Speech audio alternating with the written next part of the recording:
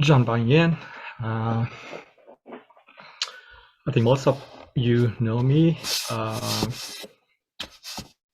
Just in case, I'm a Vietnamese. I spent the first 22 years of my life in Vietnam. So I'm deep rooted in the Asian culture and heritage from that.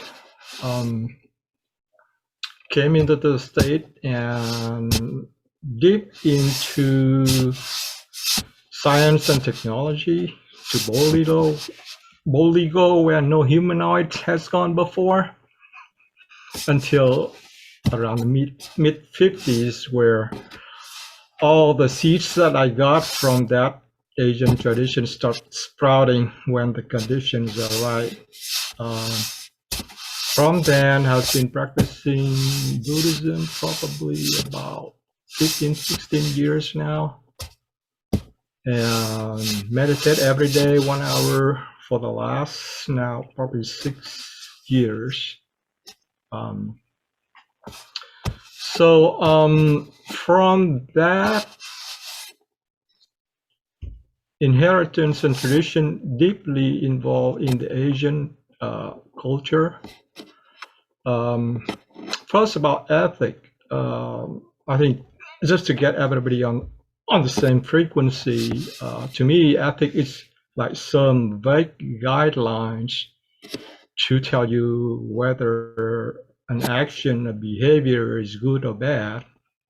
And in Buddhism term, is whether wholesome or unwholesome. The Asian culture is heavily influenced by Confucius' social order.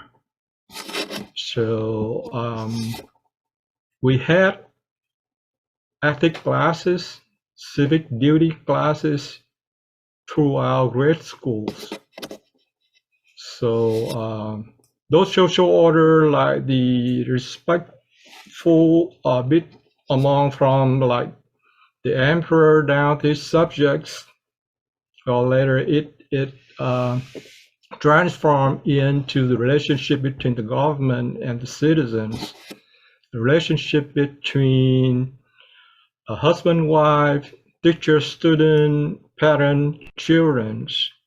Those kind of what being right behavior are taught throughout our grade school. So those kind of ethics is deeply engraved in our bone.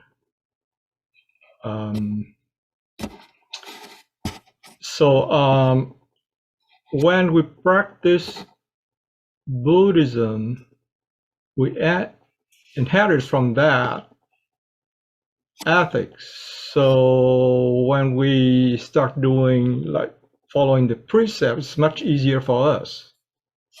We were taught to respect the government, the high officials. In order of the rules, we don't really try to follow the rules, but we always try to avoid violating the rules. So when you look at the precepts, instead of trying to enforce and follow the precept, I would look at it as trying to avoid violating those precepts. One of the benefits of that is I think the thought on the Eastern world is that the Dharma is free. The Dharma, nobody owns the Dharma. So you cannot copyright the Dharma. So all the books, all the teachings about the Dharma are totally free in Asian. All the books that, Alina citing as extra readings, if any of the books are from the Vietnamese master, I could always find a free Vietnamese copy. It's totally free. So that's one of the benefits. That's one of the things that the Asian culture inherits from. in practicing the precept, it's not only your actions. I think in Asian country, we also emphasize on just doing it, and people would learn it from observing your behavior. So you don't practice for yourself, and you practice so that others see and believe in your practice. So when I start looking at the precept, I think first of all, without deep understanding what the benefits of those precepts are, because it was from the teacher, it was from the Buddha, I automatically have the respect of the higher figure. So following that, trying to not to violate it until we study deep and understand what are those precepts for.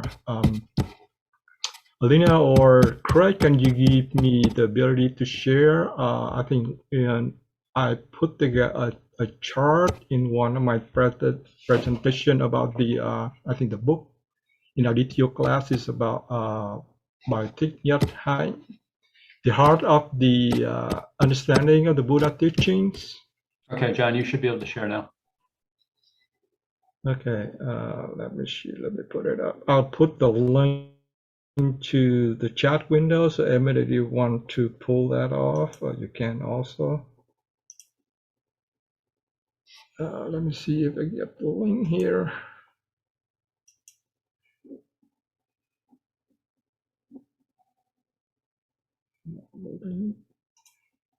Okay.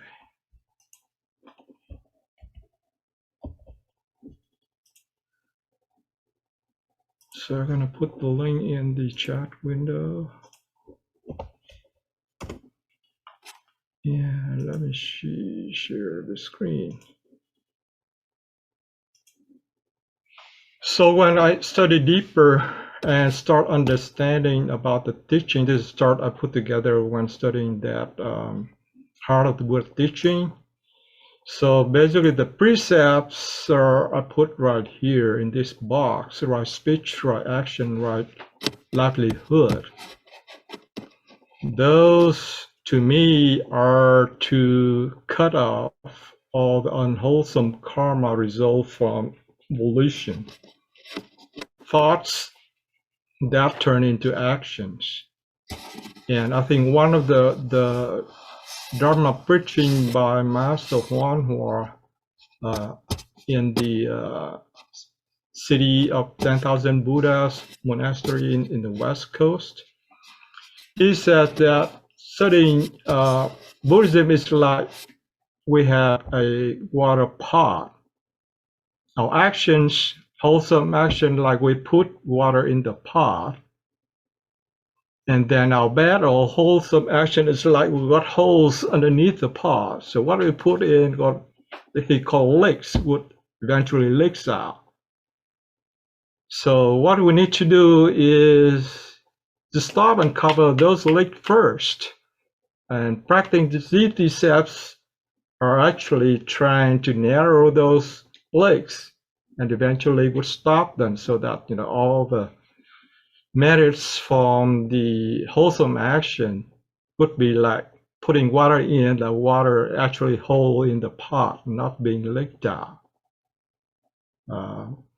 So when I start understanding, what the benefits of practicing the precept, I think that practicing it become more natural. And I didn't realize it, until, some of the action I did naturally at home, like when you see a cockroach, flies, I just trap them, put it outside. So every time now my kids saw a roach in the house, say, Dad! And in one, in our work, we work with a lot of Indians, and they're mostly vegetarian. So during lunch, we gather together and eat together.